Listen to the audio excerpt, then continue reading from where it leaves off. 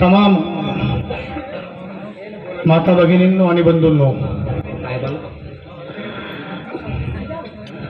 गेली 2 महिन्यापासून जिल्हा परिषदचं वातावरण तापलेलं आहे. आपल्या शिवसेनेचं तिकीट कुणाला भेटतं, कुणाला नाही भेटतं आणि 2 महिन्याला का होत नाही. आपल्या संजना ताईनं संपूर्ण परिसराचं सर्वेक्षण करून, त्याची चिकित्सा करून, निरीक्षण करून, आत्मपरीक्षा करून आपल्या चिंचोलीचे एक तरुण तडफदार, एक सामान्य घरातला व्यक्ती जो 24 तास सर्वसामान्यांना उपलब्ध असतो, गोरगरिबाचं काम करणारा, अन्यायाविरुद्ध बंद करणारा आणि गोरगरिबाची सेवा करणारा, अशी ज्याची ख्याती चिंचोलीमध्ये आहे, अशा माणसाला तिकीट देण्याचं काम संजनाताईनं केलेलं आहे. मी सर्वप्रथम आपल्या महाराष्ट्राचे आवडतं दैवत छत्रपती शिवाजी महाराजाला वंदन करतो.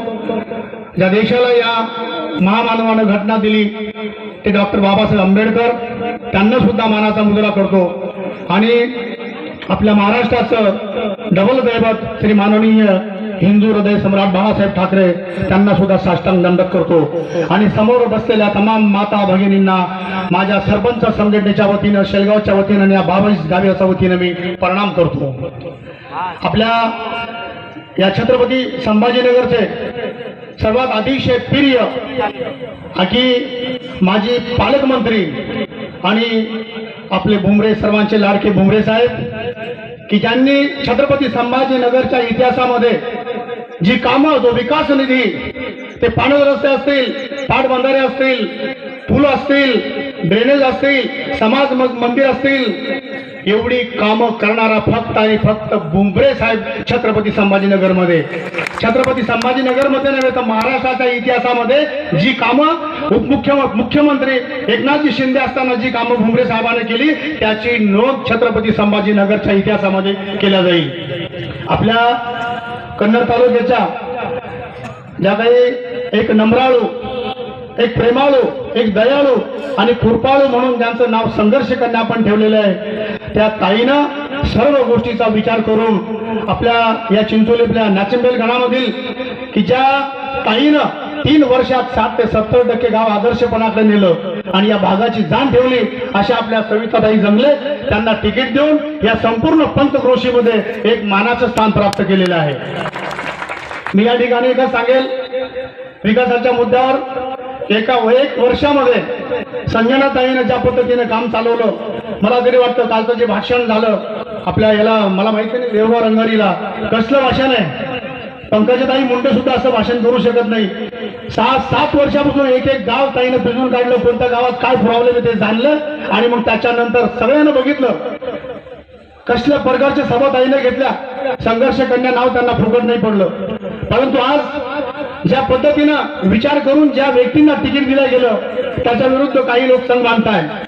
आज आपण बघितलं की ज्या लोकांनी 30 वर्ष या पक्षाचं काम करून कोणत्या पक्षाचं काम केलं हे आपल्या सर्वांना माहिती आहे, तरी एका दिवसात त्यांचं तिकीट काढून ते तिकीट स्वतःच्या घशामध्ये घालणारे कोण आहे हे मी सांगण्याची तुम्हाला आवश्यकता नाहीये.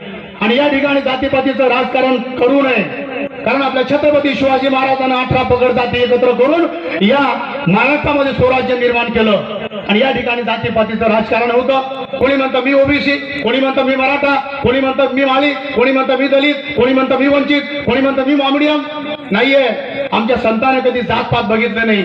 आमच्या महाराष्ट्राचे महान संत म्हणतात ज्ञानेश्वर महाराज, जात वीत गोत कुळ शीळ मात भजता त्वरित भावना ऐकतो, किंवा कुळ जात हे अवघेची कारण. जातीपातीचं राजकारण आमच्या छत्रपतीने केलं नाही, आमच्या ज्ञानोबरायांनी केलं नाही, आमच्या तुकोबरायांनी केलं नाही, एवं आमच्या पोथी पुराणानं आणि कुराणानं सुद्धा केलं नाही.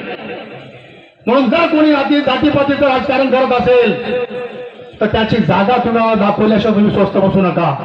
आज मी या ठिकाणी एकच विनंती करेल, एक अतिशय चांगल्या प्रकारचे उमेदवार शिवसेनेने दिलेले आहे. मग शिवसेनेला मतदान का करावं त्याचं पण तुम्हाला मी कारण सांगतो की आज 30 ते 40 वर्षामध्ये आपण बघितलं, कन्नड तालुक्यामध्ये आमदार एका पक्षाचा, खासदार एका पक्षाचा, पालकमंत्री एका पक्षाचा आणि बाकी जिल्हा परिषद एका पक्षाचा.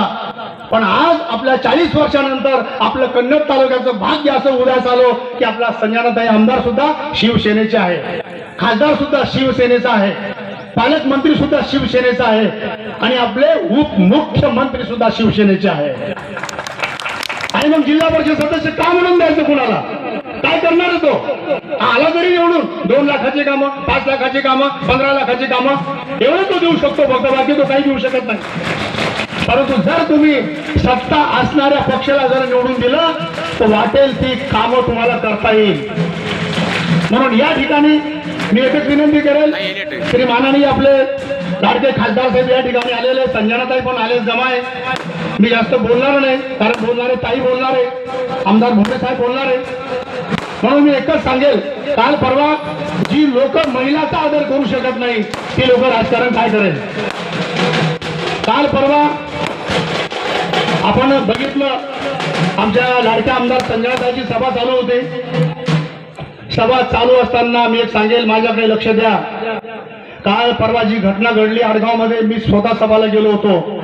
छत्रपती शिवाजी महाराजांच्या पुतळ्याला हात टाकताना एका बिभत्स प्रकारे तुम्ही महिला आमदाराकडे बघता आणि घमेंड दाखवता. अरे घमेंड ही माणसाला कधी मारक आहे, तर नम्रता ही माणसाला कधी तारक आहे. आणि तो नम्रपणा आपल्या आमदार साहेबांमध्ये, या 40 वर्षामध्ये इतका नम्र आमदार तुम्हाला भेटला, हे कन्नड तालुक्याचं भाग्य समजतो. याच्यापूर्वी आमदार झाले, नितीन पाटील झाले, दादा झाले, का यांच्याकडे सत्ता नव्हती? काय त्यांनी केलं असेल मी कुणाच्या उखाळ्या पाखाळ्यात आणणार नाही, कारण कुणाची निंदा करून, कोणाला नाव ठेवून, कोणाचं चारित्र्य खालच्या दर्जाचं दाखवून कोणताही माणूस मोठा होत नसतो, हे आमच्या लाडक्या आमदाराचं म्हणणं आहे. आपण फक्त आपल्या कामाकडे लक्ष द्या. मी या ठिकाणी एकच विनंती करेल, मी एक तुम्हाला या ठिकाणी सांगू शकतो की या आपल्या पंचक्रोशीमध्ये 22 गाव आहे. मी स्वतः सरपंच संघटनेचा अध्यक्ष आहे. 17 ते 18 ग्रामपंचायती आमदार साहेबाशी जुडलेल्या आहे. एका गावामध्ये किमान एका सरपंच, उपसरपंच, मागची वाडी, आजी माडी, त्यांच्या पाठीमागं किमान 600-700 मतदान असतं. 500 जरी धरलं तर 20-500, 100, 10,000 मतदान तुम्हाला हे गावागावामधून मिळणार आहे. कोणी म्हणतं की नाही चिंचोलीमधून त्यांना मतदान मिळणार नाही. मी ठामपणे या ठिकाणी तुम्हाला वचन देतो की रावसाहेब पवाराला चिंचोलीमध्ये कमीत कमी 3,000च्या पुढे मतदान घेऊन येणार आहे. माझ्या गावामध्ये 800 ते 900 मतदान देणार आहे. भरगतपूरचे सरपंच ताईकडनं, शेलगावचे ताईकडनं, दहीगावचे ताईकडनं, अरे 18 गावाचे सरपंच ताईकडनं. विकासाच्या मुद्द्यावर आम्ही सगळे एक जण आलेलो आहेत. या ठिकाणी मी जातपात करणार नाही. सर्व जाती धर्माच्या लोकांना मी एकच सांगेल, या ठिकाणी जातपात बघू नका. फक्त एक चांगला या ठिकाणी सत्ता आहे. सत्तेसाठी कोणी कोणी काय केलं, गावाच्या कामासाठी, भागाच्या विकासासाठी, आपल्या ताई कशा खंबीर आपण सर्वांनी बघितलेलं आहे. म्हणून मी अजून एक या ठिकाणी सांगतो की माझा मॉमेडियम समाजाशी जवळचा संबंध आहे आणि वरच्या लेवलला त्यांचं मतदान कुणालाच नाहीये. आणि माझं बोलणं चालू आहे इम्तियाज जलील साहेबांशी, कन्नड तालुक्याचे अध्यक्ष आहे, मग त्यांच्याशी माझं बोलणं चालू आहे. शक्यतो ते सुद्धा आपल्याला वरच्या लेवलला पाठिंबा त्याचं मान्य केलेलं आहे. आणि ज्या भागाकडे, ज्या व्यक्तीकडे तो समाज झुकेल, तो माणूस 100 आणि 100% निवडून आल्याशिवाय राहणार नाही. या ठिकाणी तुम्हाला ठामपणे सांगतो. हा वेळ नाहीये. आपली जी निशाणी आहे, 7 तारखेला धनुष्यबाणावर आपले रावसाहेब पवार, सविताताई जंगले आणि जयस्वाल तांबडीचे यांना प्रचंड अशा मताने धनुष्यबाणासमोर बटन दाबून प्रचंड मताने निवडून द्याल ही अपेक्षा बाळगतो. आणि माझे 2 शब्द संपवतो. जय हिंद, जय महाराष्ट्र, जय भारत.